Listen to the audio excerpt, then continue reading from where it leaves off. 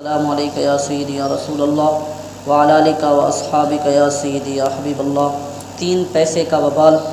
میرے آقا اعلی حضرت امام اہل سنت مولانا احمد رضا خان فاضل بریلی رحمۃ اللہ علیہ قرض کی ادائیگی میں سستی اور جھوٹے ہیلے بہانے کرنے والے شخص کے بارے میں جب آپ سے سوال کیا گیا تو آپ رحمۃ اللہ علیہ نے ارشاد فرمایا، جو بندہ کسی بندے کا قرض دار ہو یعنی قرض دینا ہو لیکن جان بوجھ کر سستی کرتا ہے اور جھوٹے ہیلے بہانے بناتا ہے تو وہ شخص فاسق ہے، فاجر ہے، کبیرہ گناہ کا ارتکاب کرنے والا ہے، ظالم ہے، جھوٹا ہے، عذاب کا مستحق ہے۔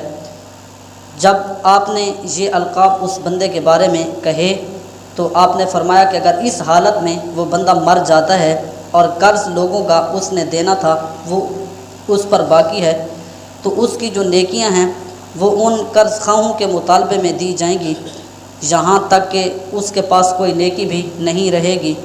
اور سنو، کتنا قرض ہو تو پھر بندے کو کتنی نیکیاں دینی پڑیں گی۔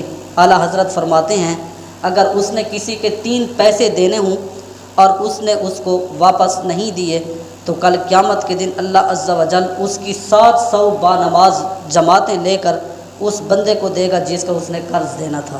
صرف 3 پیسے کا یہ وبال ہے۔ 700 وہ نمازیں جو جماعت کے ساتھ پڑھی ہیں تو 3 پیسے کے بدلے میں دینی پڑ جائیں گی۔ تو اس لیے جو قرض ہے اس کے معاملے میں سستی نہیں کرنی چاہیے۔ قیامت میں مفلس شخص کون ہوگا؟ تاجدار مدینہ صلی اللہ تعالی علیہ وسلم نے صحابہ کرام علیہم الرضوان سے پوچھا، کیا تم جانتے ہو کہ مفلس آدمی کون ہے؟ مفلس غریب کو کہا جاتا ہے۔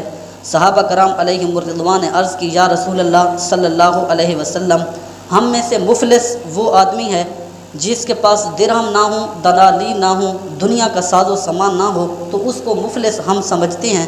نبی کریم علیہ السلام نے ارشاد فرمایا، میری امت کا مفلس ترین شخص وہ آدمی ہے جو قیامت کے دن نماز، روزہ، زکوٰۃ تو لے کر آئے گا لیکن ساتھ کسی کو گالی دی ہوں گی، کسی پر تہمت لگائی ہوگی، کسی کا اس نے ناحق مال کھایا ہوگا، تو پھر کسی کا ناجائز خون بھی بہایا ہوگا، کسی کو ناجائز مارا ہوگا، تو پس ان سب گناہوں کے بدلے میں اس کی نیکیاں مظلوموں کے کھاتے میں ڈالی جائیں گی۔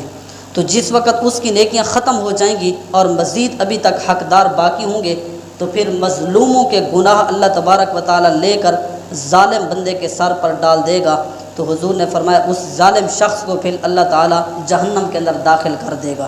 ہم تو اس کو غریب سمجھتے ہیں جس کے پاس پیسے نہ ہوں، دنیا کا ساز و سامان نہ ہو، لیکن حضور نے فرمایا مفلس بندہ وہ ہے جس کے پاس نماز بھی ہو، روزہ بھی ہو، حج زکوٰۃ بھی ہو، لیکن جب اس نے حقوق العباد کا خیال نہیں رکھا اس کی ساری نیکیاں ختم ہو جائیں گی، پھر اللہ تبارک و تعالیٰ اس بندے کو گھسیٹ کے جہنم میں داخل فرما دے گا۔ اللہ عز و جل سے دعا ہے اللہ تعالی ہم سب کو حقوق العباد کی پابندی کرنے کی توفیق نصیب فرمائے۔